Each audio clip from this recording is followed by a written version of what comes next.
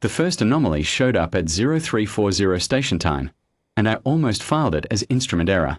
I was running a parallel behavioral profile on two human fleet officers, Captain Darrow Held and Commander Velsan, both captured 11 days prior following the engagement at Perihelion Shoals.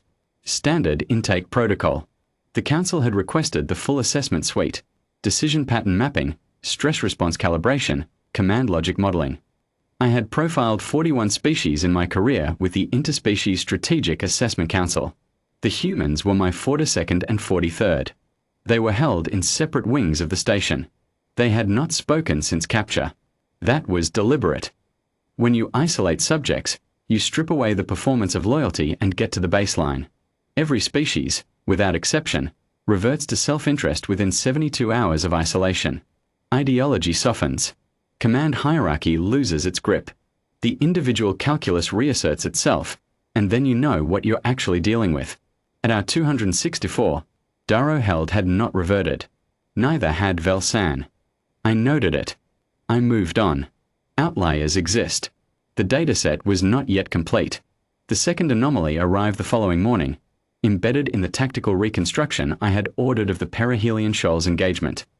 My team had spent 6 days rebuilding the sequence from sensor logs, debris patterns, and the recovered command records of 3 Alliance-adjacent vessels. What the reconstruction showed was a battle that made no sense. Held's wing had broken formation at hour 4 of the engagement, a decision that cost him 2 ships and exposed his flank to a fire corridor that, by any standard model, should have ended his command. He had done it anyway. I ran the engagement back 4 times looking for the strategic logic. There was none. The break cost more than it bought. It was, by every metric my team could apply, the wrong call. Sand's wing, meanwhile, had executed an approach vector at the opposite end of the engagement that was textbook, crisp, economical, well within doctrinal parameters, except that it brought Sand's ships directly across the fire corridor that Held's flank break had exposed. The 2 maneuvers, analyzed separately, were 1 catastrophic error and 1 correct decision. Analyzed together, they were something else. Held had broken his own formation to draw fire away from a corridor he had no way of knowing Sand would use. Sand had used the corridor at almost the exact moment it opened. I brought in the secondary analyst, a Trethian named Corvus, whose species runs parallel track processing and can hold 6 data threads simultaneously without losing resolution. Corvus stared at the reconstruction for a long time.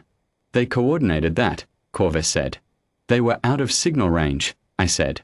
Yes, said Corvus. I know. We held the cross-examination sessions on day 12. The council chamber at Caravondi's is a modest room, 7 seats arranged in a shallow arc, a central testimony platform, observation glass on 2 walls. Senior Assessor Island presided. Fleet Commander Orvith sat to his left, representing the Military Analysis Division. I sat second from the right with my notes and said very little for the first hour. We brought Held in first. He was lean, brown-skinned, early 40s by human reckoning, the kind of face that has spent a long time not sleeping and has made peace with it. He sat down on the testimony platform, folded his hands, and waited. He did not appear frightened. He did not appear defiant. He appeared, if anything, mildly patient in the way of someone who expects the conversation to take longer than it needs to. We asked him about the formation break. He described it the way a technician describes a calibration adjustment. Matter of fact, no particular emotion. He had identified the fire corridor opening. He had broken formation to draw the suppressive fire. I asked him how he had known the corridor would be used. He paused. Just briefly. San would use it, he said. How did you know that? Island asked. Because that's where I'd go, Held said, and Vel thinks the same way I do. Island noted the answer and moved on. I did not move on. I made a notation in the margin of my file, and I stared at it for the rest of Held's session. We brought San in after a break. She was younger, late 20s, darker complexion, the particular stillness of someone who has learned to read rooms quickly and give nothing away until she has read them. She Saturday. She waited. We asked her about the approach vector. She described it the same way Held had described his formation break, practical, unhurried. She had seen the corridor window. She had taken it. Commander Held's wing created that window, Senior Assessor Island said. His formation break exposed his own flank to do it. Were you in communication with him at that point? No, she said. Then how did you know the window would open? San looked at Island for a moment with an expression I have seen on human faces before and still cannot quite name, something between patience and a kind of gentle pity for the question. Darrow was going to open it, she said. He knew I was over there. You're saying he broke his formation and exposed his flank on the assumption that you would use the corridor he created? Yes. Without communication? Yes. And you used it? Yes. Why? She seemed to consider whether the question deserved an answer. Because he made it for me, she said. Fleet Commander Orvith sat forward at that. I watched his expression, the slight tightening around the secondary jaw plate that, in Orvith's species, indicates something has moved from the category of data into the category of problem. Orvith had commanded fleets for 31 years. He had studied human combat capability for 11 of them. He looked at me, and I looked back, and neither of us said anything. That evening I laid the two testimonies side by side and ran the correlation. It was not difficult. What the reconstruction had shown in the tactical data, the testimonies confirmed in the behavioral data. The two humans had made decisions in complete signal isolation that were optimized not for their individual survival, not for tactical doctrine, not for the chain of command, but for each other's position. Held had known where San would be. San had known what Held would do. They had not planned it. They had not communicated it. They had simply known. I had a framework for unit cohesion. Every species capable of forming fighting units produces some version of it. The shared context effect, the doctrinal convergence that makes soldiers in the same formation think along similar lines. I had a framework for paired tactical training, for long-term operational familiarity between officers, for the statistical likelihood that experienced partners drift toward predictive accuracy over shared deployments. None of those frameworks produced what I was looking at.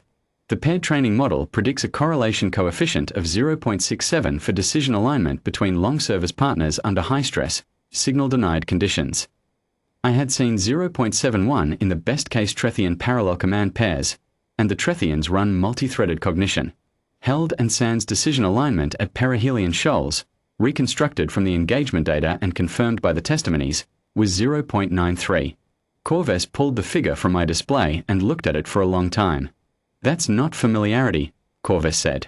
No, I agreed. That's not training either. No. What is it? I did not have a good answer. I went back to my notes from the testimony sessions and I sat with the question. What I had watched in that chamber was two people, questioned separately, describing the same decision from the inside and the outside simultaneously. Held's break as Held experienced it, San's vector as San experienced it, and the descriptions had fit together with the interlocking precision of a single continuous thought that had happened to occur in two different people. I had, in my 42 prior profiles, encountered loyalty. I had encountered devotion, ideology, duty, fear, survival-bonded cohesion. I had encountered the Ovadi collective sense, which binds up to 1,000 individuals into a semi-continuous command awareness. None of it looked like this. The Ovadi collective operates through biological signal channels and has a measurable propagation delay. It can be jammed. It can be isolated. Separate two Ovadi far enough and the collective sense degrades on a predictable curve. Held and San had been separated for 11 days. The degradation curve I would have expected showed a predicted alignment coefficient of 0.31 by day 11. Instead, on day 12, in separate rooms, they had reconstructed each other's decisions at 0.93. I sent for their service records that night. They had served together for 9 years. 2 of those years had been on separate postings. Their alignment coefficient during the separated posting, reconstructed from archived tactical records, was 0.88. I read that figure twice. Then I closed the file and went for a long walk around the outer ring of Karavondi Station, which took about 40 minutes, and I spent most of it looking at the stars through the observation panels and thinking about what I was going to write in the assessment report. The council reconvened on day 13. I presented the findings. I was careful and precise. The reconstruction data, the testimony correlations, the coefficient figures, the comparison against existing models. I did not editorialize. I did not need to. The figures did it. Island asked me what framework I recommended for classifying the behavior. I told him we didn't have one.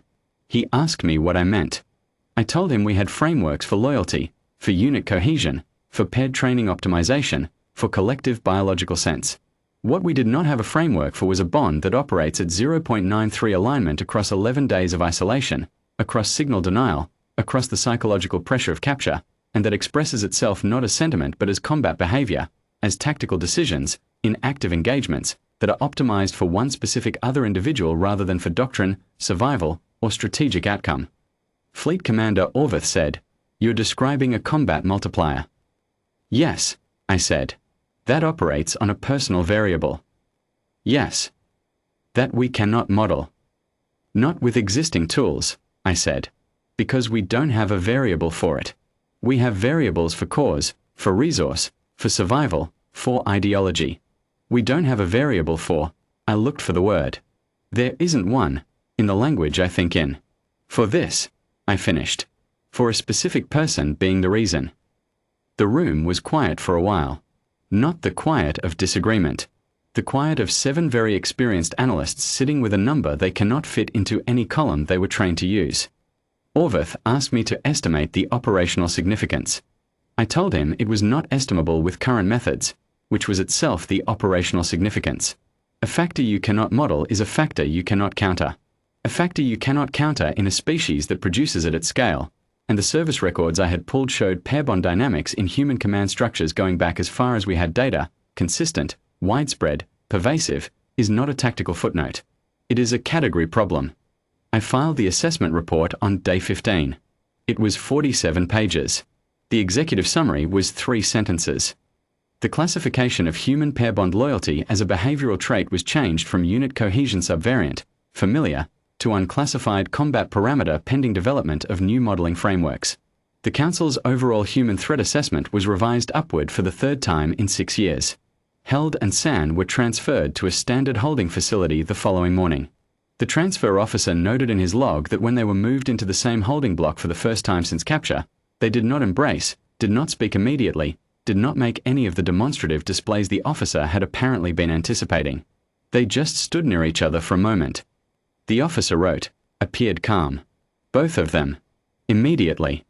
I have read that line many times since. It is the clearest thing in the entire file. Every other piece of data in those 47 pages is me trying to say what that line says plainly, that there is something in these 2 humans that is not ideology, not doctrine, not survival instinct, something that reads as calm in the presence of one specific other person, regardless of circumstances, regardless of 11 days of isolation and cross-examination and the sustained pressure of capture. The galaxy fights for causes, for resources, for survival, for the species, the flag, the doctrine. Humans do all of that. And then they fight for each other, specifically, personally, at a coefficient we cannot model, and that is the variable we do not know how to put in the equation. I do not know what to do with it. I am not certain anyone does. I filed the report. I changed the classification. I went home. I have not been able to look at a human tactical record the same way since.